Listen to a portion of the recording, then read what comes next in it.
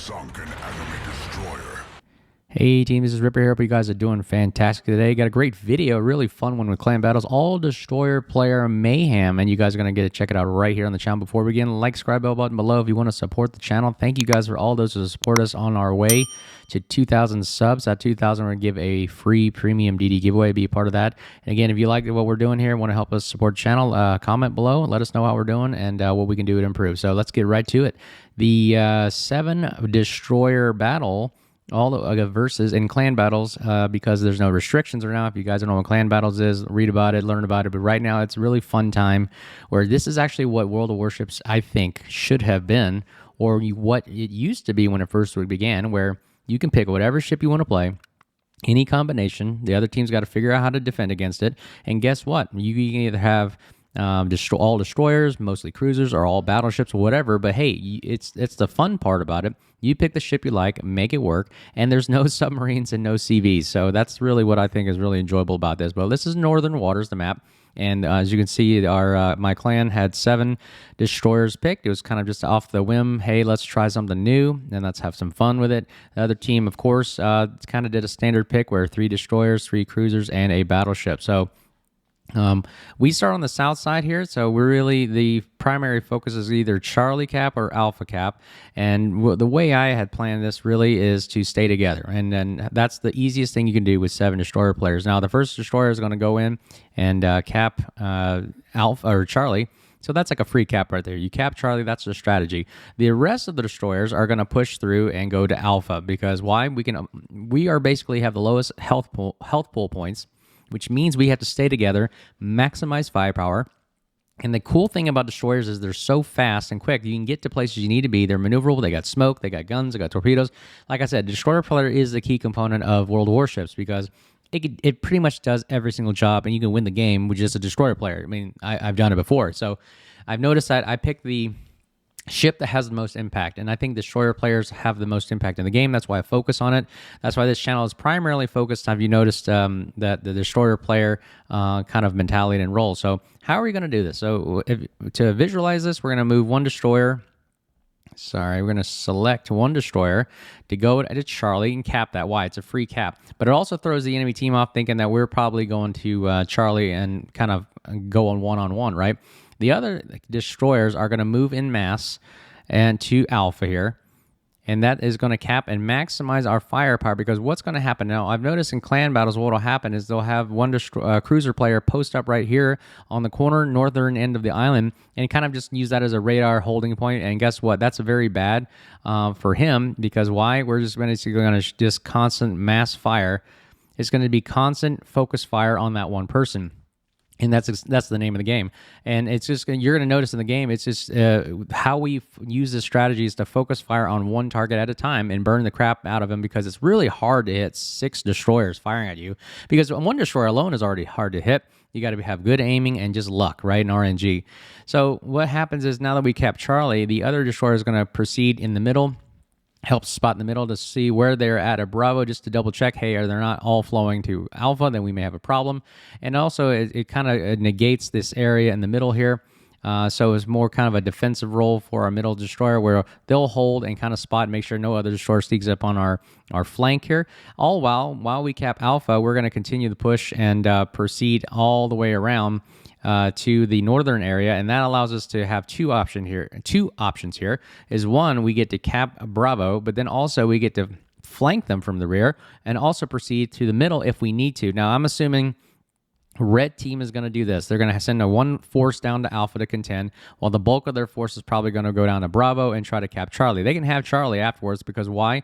We would have already basically pressed through Bravo there, and then we can also flank and attack them from the center, giving us a lot of vantage points, either getting them off from Charlie to Alpha, which they have to travel a long way, by the way, or using island cover with the destroyers to flank into the islands. And also, we can, as we stay together, you're going to notice in the video, we're always calling out who to focus fire, and just everybody's letting loose, and it's a really good time. So let's see how this video turns out. Hope you guys like it, enjoy it, and let me know what you think in the comments below. Cheers.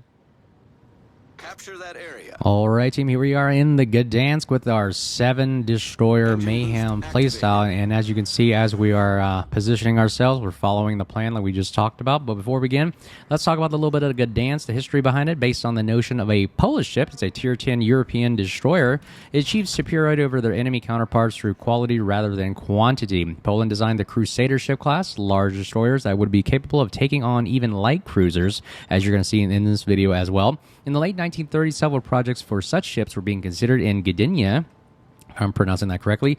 The Mogador-class destroyers were suitable for the purpose as they were comparable to light cruisers in certain parameters and outmatched them in others, for example, in speed. Had ships of this class been built in France, the destroyers that survived the war would have been re-equipped in the 1950s and 1960s with Soviet air defense systems, radars, and torpedoes.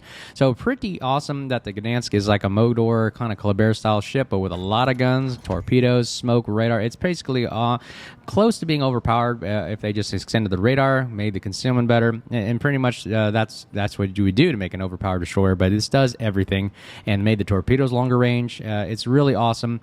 Great guns, great speed, smoke, radar, engine boost, torpedoes that go 10 kilometers, kind of like similar European torpedoes that they should be, and they do a great job. It does a great job of the destroyer player role. So let's get right to it.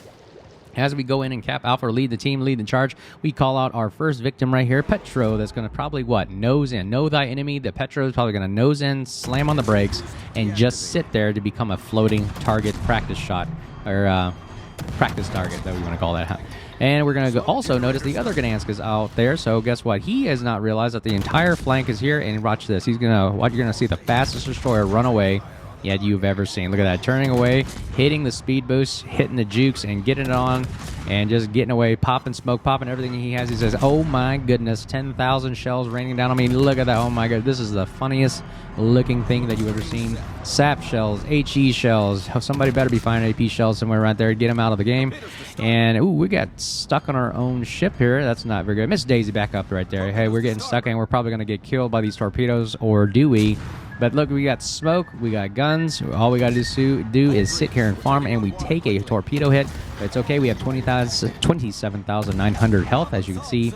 Very, very powerful thing that the Gdansk has right there. All while we sit here and have an enjoyable day melting down a Petro or Shitro that I think Flamu calls it. Pretty funny. And you can see how you can counter a Soviet cruiser nosing in at you, and this is pretty much the basic counter tactic, because what target does he shoot at? Does he know what to shoot at? I mean, he's going to pick me. He's going to pick my counterpart. Who is he firing at? I have no idea who he's even looking at. I haven't seen him shoot once here. Is he going to fire at anybody? I think he's just reversing. Oh, we're all in smoke probably. That's probably why. So he can't really see many people. His radar is very, very short-lived and has a long reload time and cooldown. So that's why he's not firing. He can't see anybody, and you can see the devastation that a whole fleet of destroyers and smoke can do.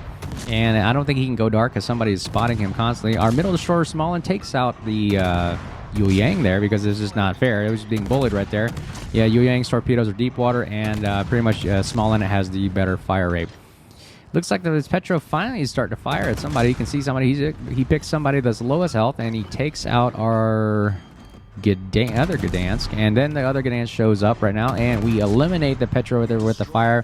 Gdansk is very, very powerful at starting fires. I'm sorry, we actually hit him with the shell, so the fires help, but you know what? The Gdansk is great at starting fires. Look, we've already started 4 right now, and look at that. Boom, and there goes one more Gdansk right now. Splash 2. Boom goes the dynamite, and he goes down, and now we are going to proceed to gather information as all destroyer players should. Now, the plan here is we already got Charlie. It's going to take their team a little bit longer than normal to actually have their bulk of their fleet travel down to Charlie. But look, the destroyer players are super, super fast and quick, and you can move around the map with autonomy. And that's the cool thing about having destroyer players, because you can not only spot for your team, you're moving around, you're also trying to figure out how to outflank somebody, you're trying to torpedo people, and also you're going to go cap as well. I mean, every player on this lineup here can go cap a point by themselves. It doesn't require much effort as, say, a battleship or a cruiser player, because they're bulky, they're slow, and they get spotted from the moon. So that's the one cool thing about this plan, although I wouldn't recommend doing destroyers only every time, but this is what an example of what it looks like, of how this can play out, and the devastation it can bring, especially if you pick all gunboat DDs. Like I said, my favorite is gunboat DD. As we can see right there, our team is spotting the next Petro up on the list right there in the center of the map. Now, the problem with him is he's kind of secluded from the rest of his team. The other teammates are actually kind of driving away in the island, and he has an island in between him and his buddies. So this Petro has been singled out. So some little tip for strategy here: if you find somebody that's low health or that's closest to you and your team, focus fire on that person first and eliminate them. It's better to eliminate that one person. That's one less set of guns, one less threat for you. And now you can just have fun and shoot with ease and not having to worry about return fire. So, the reason is you got 6 guys shooting. I mean, who's he going to pick? I mean, most likely you have a 1 in 6 chance of being shot at. So guess what? It's very, very low that they're going to shoot at you. So guess what? We're going to take this time to go ahead and unload every single thing. We started another fire right there, and we also launched torpedoes down at the Petro because this is ridiculous. Torpedoes, guns, sap shells. This is just mayhem, ladies and gentlemen. Excuse me. While the Petro is trying to figure out how to angle against this, he doesn't know where to go.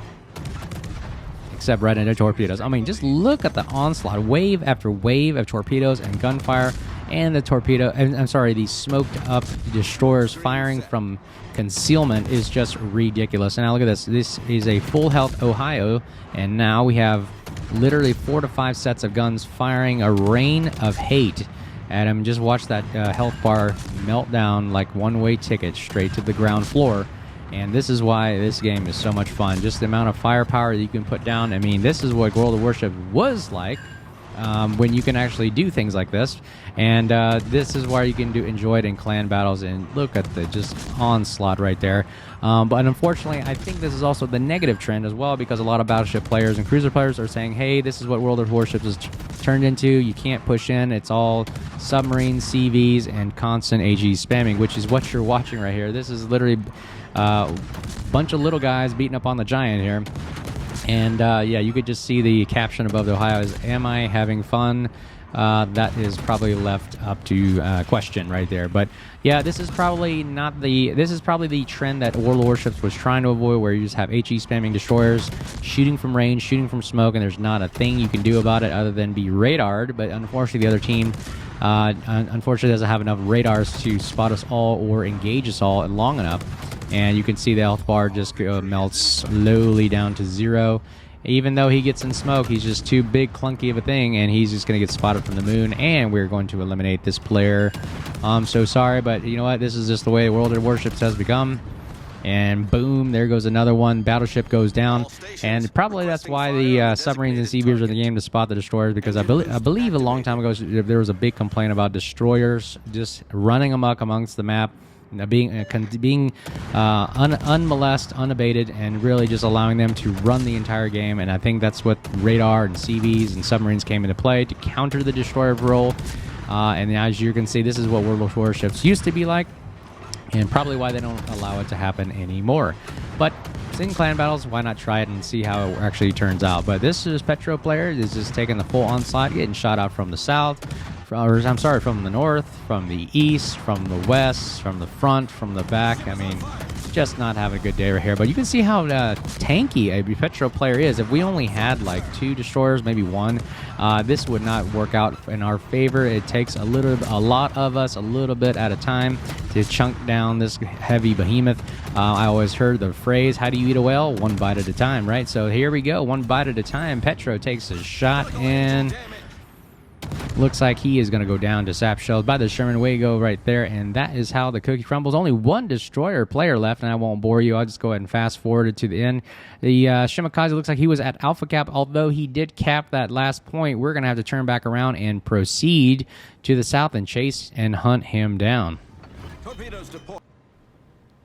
All right, we're proceeding into the capper now. Capturing it is pretty easy with 2 destroyers here, and looks like we can spot it. Pop the radar again, another overpowered feature of Gdansk. As soon as you get spotted, pop the radar, reveals the enemy, and then we just begin opening fire on our target. Unfortunately, the radar only lasts about 9 or 10 seconds-ish, so not very long, but it's just good enough to know where the enemy player is. He goes undetected, but I guess he knows that the game is pretty much over, so he open fires right there. And if we can aim, we can actually hopefully nail this guy. And he's doing a good job at juking, but I think he launched a set of torpedoes. I always realize there's a torpedoes heading when the Shimakaze turns away like that. And it looks like we are. And and he goes down. And, oh, just big enough gap to miss that hit, and we survive that one. Victory for us on the Gdansk. And that is 7 destroyers in clan battles, ladies and gentlemen. But if you like what we're doing here, like, subscribe, bell button below. As again, 2,000 subs, we're giving a free premium DD giveaway. Be there for that, and I hope you guys are doing well. Build is at the end of the screen. You want to check it out. Let me know what you think in the comments below. And as always, you guys stay safe, and we'll see you guys next time. Cheers.